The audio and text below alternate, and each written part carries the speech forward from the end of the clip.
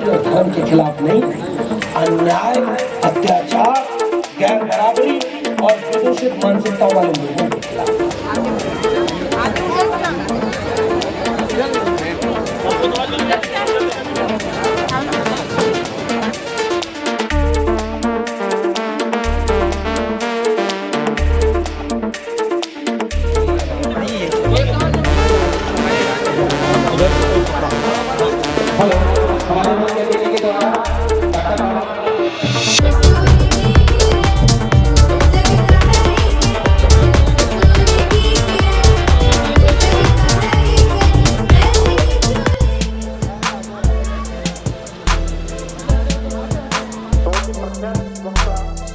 Doctor Lakshman Yadav ji का आगमन हमारे बीच हो चुका है।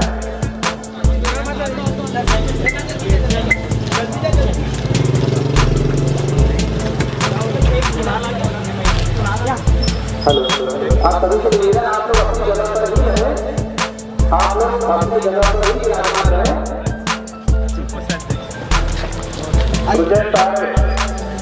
मुझे तारे की आवाज़ सुनो, मुझे मंत्र आ रही है।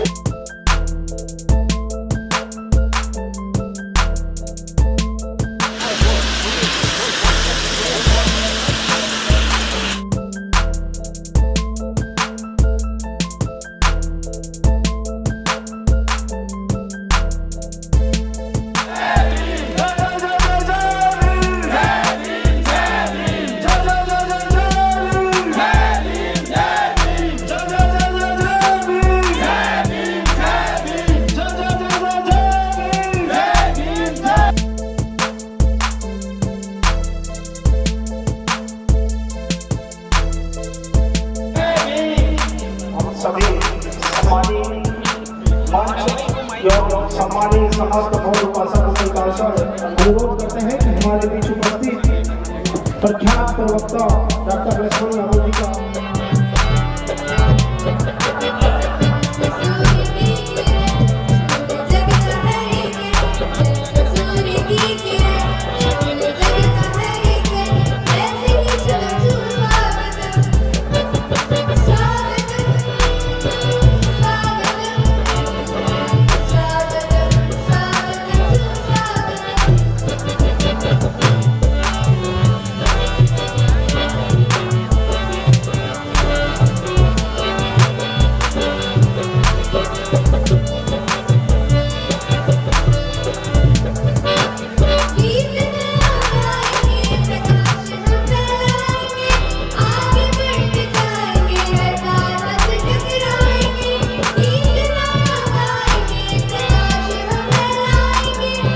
के साथ अभिनंदन करें हमारे मुख्य अतिथि का।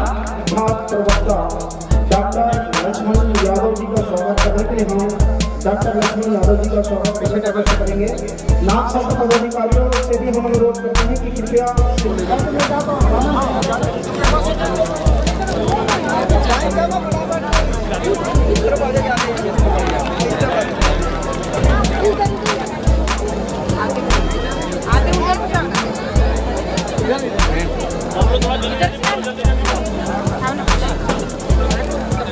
स्वागत की बेला पर हम सभी सम्मानियों से अनुरोध करते हैं कि कृपया शीघ्र करने का आगे बढ़ने जाइएगा। आदमी आपके साथ यहाँ फोटो लेना चाहता है, हर आदमी आपका स्वागत करना चाहता है। माननीय सुरेश जी, आप सभी से निवेदन, जोरदार तालियों से अभिनंदन। खड़े होके एक बार जोरदार तालियों से हम अभिनंदन करेंगे हमारे मुख्य अतिथि जी का। जय भीम, जय भीम, जय भीम, जय भीम, जय भीम, जय भीम। भारत रत्न बाबा साहब भीमराव अम्बेडकर अमर रहे, अमर रहे। और इतनी तैयारी और इतने देर तक आप सब लोग इतनी बड़ी संख्या में यहाँ मौजूद हैं और इतने भव्य तरीके से आपने स्वागत और सम्मान किया है। इसके लिए पूरी आयोजन समिति का धन्यवाद हो ही गया।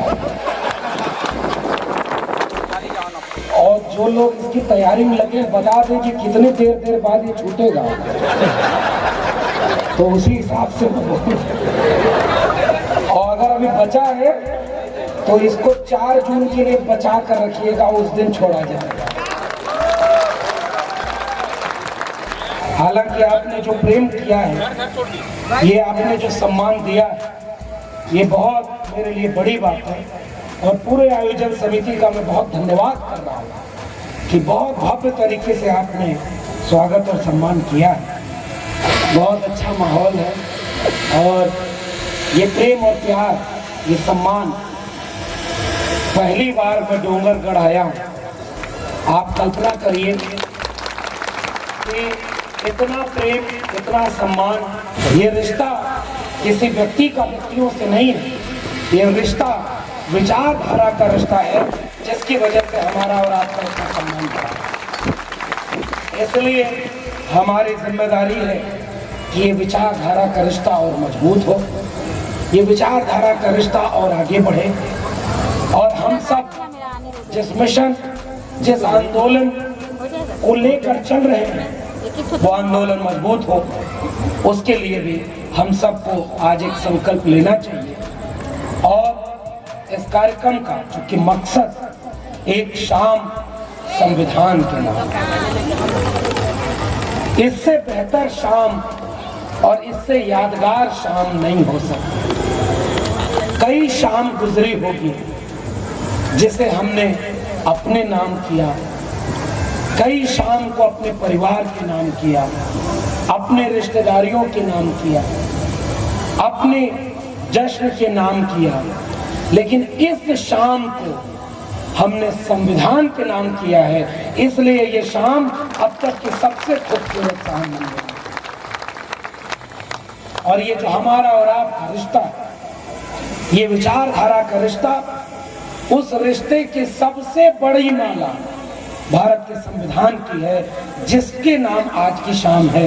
इसलिए मैं पूरी आयोजन समिति का बहुत धन्यवाद करता हूं।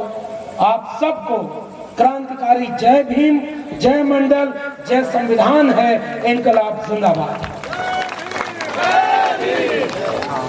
मेरा गला भी आज चूंकि इतना धुआंधार कार्यक्रम, मौसम और जिन लोगों के बारे में बात करनी है, संविधान के बारे में बात करनी है, उस सब के असर के चलते थोड़ा गला साथ नहीं दे रहा। लेकिन जब इतना भव्य स्वागत और इतनी देर तक इंतजार करते हुए इतने सम्मानित लोग सामने बैठे हो, तो गला को भी साथ देना पड़ेगा। और मैं उम्मीद करता हूं कि आपसे कुछ बातें रूबरू करेंगे। तो सबसे पहले आप सब इस संविधान के नाम जो शाम है, इसमें एक संकल्प लें मेरे साथ। इस कार्यक्रम में 3 महापुरुषों की तस्वीरें पोस्टर में लगी और इनमें बाबा साहब डॉक्टर भीमराव अंबेडकर, बिरसा मुंडा जी, महात्मा ज्योतिबा फूले। अगर इसमें तस्वीरें लगाई जाए तो सैकड़ों महानायकों की तस्वीरें इसमें लग सकती हैं। हजारों साल का एक संघर्ष है। जब इंसान को इंसान से बांटने की कोशिश हुई, इंसान को इंसान से लड़ाने की कोशिश हुई, तो इंसान को इंसान के बराबर मानने का हजारों साल का संघर्ष है। हमें फक्र है, हमें नाज है कि हम इंसान को इंसान से मिलाने वाली विचारधारा के साथ खड़े हैं। इसलिए हम भारत के संविधान को अपना सबसे बड़ा ग्रंथ मानते हैं। तथागत बुद्ध से ये लड़ाई शुरू हुई कि इंसान इंसान में बंटवारा ठीक नहीं था। महात्मा कबीर ने इस बात को कहा कि इंसान इंसान में बंटवारा नहीं होना चाहिए। महात्मा रविदास ने कहा, जस के लंके पात के पात पात में पात, तस मानुष के जात जात में जात। रविदास, मानुष न जुड़े जब तक जाति न जात। केले का पत्ता जैसे उतारते जाइए, एक पर एक उतरता जाएगा। इस देश में बंटवारा जाति के नाम पर हो गया, एक जाति दूसरी, दूसरे से तीसरी, तीसरी से चौथी, जाति में उपजाति, उसमें भी तमाम वर्गीकरण। हमारे महापुरुषों ने कहा इंसान को इंसान से मिलाओ, जातियों को खत्म करो। और जब भी छत्तीसगढ़ आता हूं, गुरु घासीदास अपने एक वाक्य के साथ इस मिट्टी की खुशबू में महसूस होते हैं कि मन के एक मनुष्य और मनुष्य एक समान है। उस विचारधारा की बात करते हैं जब हम बात करते हैं ज्योतिबा फूले की, तब याद आता है कि हमारी विचारधारा कलम और किताब को बनाने और बचाने की विचारधारा है। महात्मा ज्योतिबा फूले पहले शिक्षा से वंचित हुए, लेकिन जब शिक्षा मिली तो सबसे बड़ा संघर्ष महात्मा फूले का क्या था कि स्कूल खोला जाए और स्कूल खोल करके महिलाओं को शिक्षा देने का काम किया जाए, अछूतों को शिक्षा देने का काम किया जाए। और जब महात्मा फूलों ने शिक्षा देने का काम किया, उनके पिता को भड़का दिया गया, वो घर से बाहर निकाल दिया। महात्मा फूले को ये भड़काया कि तुम्हारा बच्चा बहुत गलत काम कर रहा है। पिता ने कहा कि तुम दोनों या तो अपना घर चुनो या स्कूल चुनो। डोंगरगढ़ के लोगों, अगर इतिहास पता है तो जरा हाथ उठाकर बताओ कि महात्मा फूले ने अपना घर चुना था कि स्कूल चुना था? स्कूल। जोर से बोलिए, क्या चुना था? स्कूल। घर नहीं चुना, स्कूल चुना। इसलिए ताकि नई पीढ़ियों के बच्चे शिक्षा की रोशनी से जब जागरूक बनेंगे तो बाबा साहब अम्बेडकर बनकर निकलेंगे कि शिक्षा वो शेरनी का दूध है, उसे जो पिएगा वो दहाड़। इसलिए हमारी लड़ाई कलम और किताब की लड़ाई है। और इसलिए जब आपने हमारे पुरखों को यहाँ पर रखा है तो आज संविधान ने हमको हक दिया कि हमारे हाथ में कलम और किताब आए। अभी परिचय में मेरे एक बात कही हमारे संचालक महोदय, हमारा और आपका रिश्ता सोशल मीडिया से बन गया, वरना टेलीविजन वाला मीडिया आजकल क्या पूछता है, साहब आम काट कर खाते हैं कि चूस कर खाते हैं, पर्स रखते हैं कि नहीं, थकते क्यों नहीं है, कौन सा टॉनिक लेते हैं? टॉनिक भी पूछा। सब दुनिया जान गई रे भाई। ऐसा लगता था कि देवता बैठे हैं और आरती उतार रहे हैं। मीडिया का काम ये नहीं होता। मीडिया का काम जनता के पक्ष में खड़े होकर सत्ता से सवाल करना होता है कि वो जो 2 करोड़ हर साल देना था क्या हुआ, पूछना था ना, क्या 2 करोड़ नौकरी, कुछ और मत समझ जाइए। नौकरी कहा था ना, हर साल 2 करोड़ नौकरी। और बाद में क्या कहा, देखिए जागरूक नौजवान कहा पकौड़ा तलना भी तो रोजगार है। ऐसा लगता है कि 2014 के पहले इस देश में कोई पकौड़ा नहीं तलता था। भाई पहले भी पकौड़ा था, तो तुम किसको 2 करोड़ देने का वादा किए थे? पकौड़े वाले को? नहीं। MA, BA, PhD, IIT, IIM ये पढ़ाइयाँ क्यों बनी थी? पकौड़ा तलने के लिए। हमने ये सवाल उठाया तो हमें नौकरी से निकाल दिया और कहा 14 साल यूनिवर्सिटी में हमने पढ़ाया, दिल्ली यूनिवर्सिटी में, इलाहाबाद यूनिवर्सिटी में पढ़ने का मौका मिला तो हमने यूनिवर्सिटी टॉप किया, gold medalist of the batch. और जब भी ये याद आता है तो एक बात कहता हूं डोंगरगढ़ के लोगों, और ये बहुत महत्वपूर्ण बात है, इसको गांव गांव कहने की जरूरत है, और खासकर नौजवानों आपकी जिम्मेदारी है। हमें जो सम्मान, तन पर ये चमचमाते कपड़े, गले में माला, आप जैसे इतने प्रेमी लोगों का इतना सम्मान, इतना बड़ा ओहदा, यूनिवर्सिटी टॉप करना, दिल्ली यूनिवर्सिटी जैसे केंद्रीय यूनिवर्सिटी में पढ़ाना, बहुत दिनों तक लगा कि माँ बाप ने मेहनत करके जो पढ़ाई की, हमें पढ़ने का मौका दिया, उसकी वजह से प्रोफेसर बने। बाद में जब अपना इतिहास पढ़ा तो याद आया, समझ में आया, बहुतों के किसान मजदूर कमेरा लोगों के माँ बाप चाहते थे कि उनका बेटा बेटी भी पढ़ पाए, नहीं पढ़ पाए। हम यहाँ इतने शान से खड़े हैं। अगर यहाँ इस देश में भारत का संविधान नहीं होता तो आज हम यहाँ नहीं होते और ये सब कुछ हमारे पास नहीं होता। इसलिए ये जो कुछ भी मिला है इसकी एक अगर बड़ी वजह है तो वो इस देश का संविधान है। इसलिए आज की शाम बहुत खास है क्योंकि हम उस देश के संविधान की बात करने आए। और जब संविधान की बात करने लगे, प्रोफेसर का मतलब उनकी नजर में वही होता है कि कविता पढ़ाए, कहानी पढ़ाए, नैतिक शिक्षा की बात करे, कि विद्यार्थियों को मेहनत से परीक्षा देना। आजकल तो वो भी विद्यार्थियों से बात करते हैं, है ना, मन की बात। और एक दिन विद्यार्थियों से बात करने लगे परीक्षा पर चर्चा।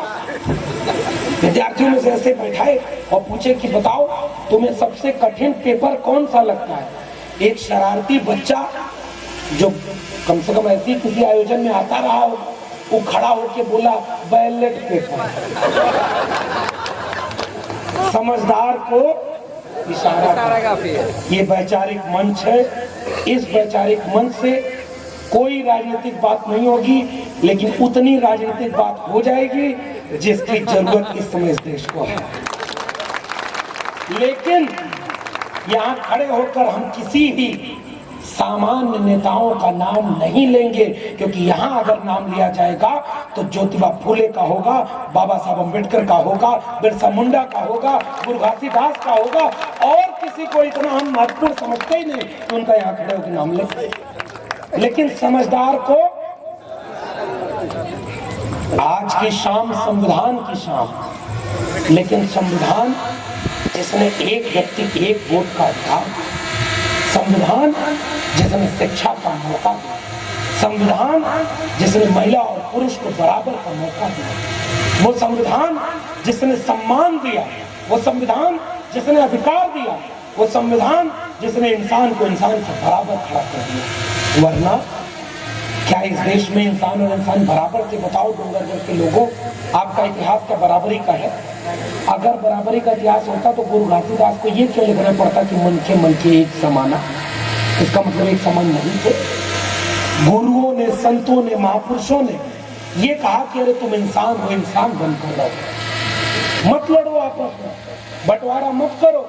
हमारे यहाँ एक जमाने में सिनेमा का गाना हुआ करता था, न हिंदू बनेगा न मुसलमान बनेगा, इंसान की औलाद है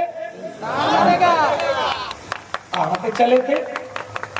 जानवरों में भी इस तरह का बंटवारा अपनी नस्ल में नहीं होता, नस्ल बदलती है तो बंटवारा होता है। हमारे यहाँ सारे इंसान हैं, फिर भी ऐसा बंटवारा कर दिया कि दुनिया में ऐसा बंटवारा नहीं।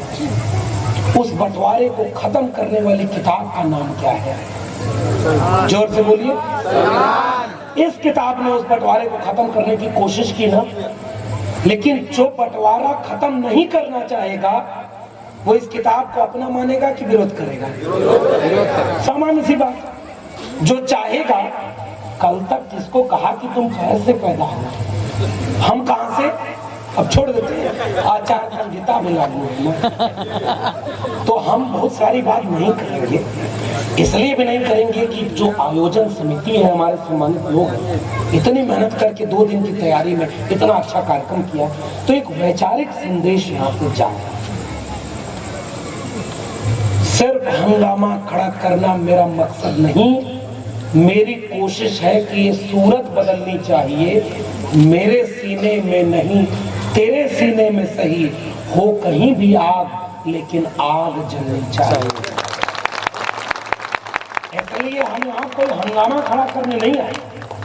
हमारी लड़ाई किसी जाति के लोगों से नहीं है, हमारी लड़ाई किसी धर्म के मानने वाले लोगों से नहीं है, हमारी लड़ाई गैर बराबरी के खिलाफ है, हमारी लड़ाई जाति जात के झगड़े के खिलाफ है, हमारी लड़ाई धर्म को धर्म से लड़ाने वाली मानसिकता के खिलाफ है, हमारी लड़ाई हर उस व्यक्ति के खिलाफ है जो भारत के संविधान को बदलने की बात करता है, और हमारी लड़ाई उसके लिए है जो संविधान के नाम अपना पूरा जीवन कर चुका है। इसलिए हम संविधान के नाम की शाम इसलिए लेकर आए हैं कि हमारा नाम बदल दो, हम नहीं बुरा मानेंगे, हमारे गांव का नाम बदल दो, हम नहीं बुरा मानेंगे, हमारे जिले का नाम बदल दो, हम नहीं बुरा मानेंगे, लेकिन खबरदार अगर तुम संविधान को बदलने की बात करोगे तो हम कभी भी खामोश नहीं बैठेंगे, क्योंकि इस संविधान से हम हैं, इस संविधान की वजह से हम हैं। इस संविधान ने हमें शिक्षा का अधिकार दिया, इस संविधान ने हमें वोट का अधिकार दिया, इस संविधान ने हमें बराबर का बैठने का अधिकार दिया, इस संविधान ने हमें अच्छे कपड़ा पहनने का अधिकार दिया, इस संविधान ने हमें पीने का साफ पानी दिया। जब मैं ये बात बोलता हूँ तो कुछ लोगों को लगेगा हाँ संविधान नहीं था तो पानी नहीं पीते थे, पीते थे साहब, लेकिन आपके तालाब का नहीं पीने दिया गया। जब एक बाबा साहब डॉक्टर भीमराव अंबेडकर ने एक आंदोलन किया था, जितने सम्मानित लोग हैं, पढ़े लिखे लोग हैं और जितने नौजवान हैं सबको पता होगा, तालाब का पानी पीने का आंदोलन। बताओ उस आंदोलन का नाम क्या था? पता है ना? अगर तालाब सबका था, पानी सबका था, तो बाबा साहब डॉक्टर अंबेडकर को उस पानी को पीने के लिए आंदोलन क्यों करना पड़ा? पानी तो प्रकृति का था। बारिश करने वाले बादल जाति देखकर बारिश नहीं करते कि इस गांव के इस मोहल्ले पे पानी बरसाते हैं क्योंकि ये हमारा है, इस मोहल्ले पर पानी नहीं बरसाएंगे क्योंकि ये हमारा नहीं है। बादल ने बारिश करने में जातियां देखी तो धर्म देखा क्या? सूरज ने रोशनी देने में कोई जाति और धर्म देखा क्या? चांद ने खूबसूरती बांटने में कोई जाति और धर्म देखा क्या? इन खेतों ने अनाज पैदा करके पेट भरने में कोई जाति और धर्म देखा क्या? इन छायादार पेड़ों ने, फलदार पेड़ों ने, खिलते हुए फूलों ने, चलती हुई हवाओं ने जब जाति और धर्म नहीं देखा तो तालाब का पानी पीने में जाति और धर्म देखने वाले कौन लोग थे? और अगर कोई लोग थे तो उसके खिलाफ जो आज की सबसे बड़ी लड़ाई है, उसने भारत का संविधान लिख दिया, किसी भी तालाब का पानी पीने से किसी को अब कोई रोक नहीं सकता।